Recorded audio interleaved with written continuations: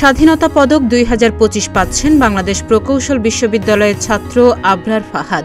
সোমবার সামাজিক যোগাযোগ মাধ্যম ফেসবুকে স্থানীয় সরকার, পল্লী উন্নয়ন ও সমবায় মন্ত্রণালয়ের উপদেষ্টা আসিফ মাহমুদ সজীব ভুঁইয়ার আইডি থেকে এক স্ট্যাটাসের মাধ্যমে এই তথ্য জানানো হয়েছে। পোস্টে বলা হয়, অন্যায়ের বিরুদ্ধে দাঁড়ানোর সাহসিকতার প্রতীক, মুক্ত চিন্তার এক প্রতিচ্ছবি আবরার ফাহাদ। মরণোত্তর স্বাধীনতা পদক 2025-এ ভূষিত হওয়া তার আত্মত্যাগের স্বীকৃতি। তার আদর্শ আমাদের আলোকিত করে, ন্যায় বিচারের পথে এগিয়ে যেতে অনুপ্রেরণা দেয়।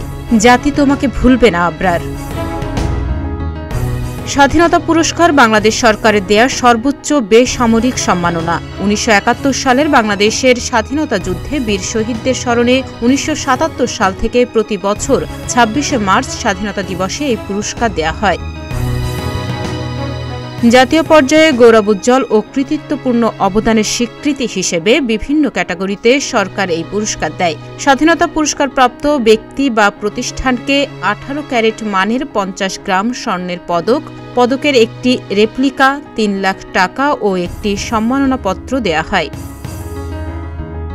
তাহনিয়া ইয়াসমিন, প্রতিদিনের বাংলাদেশ।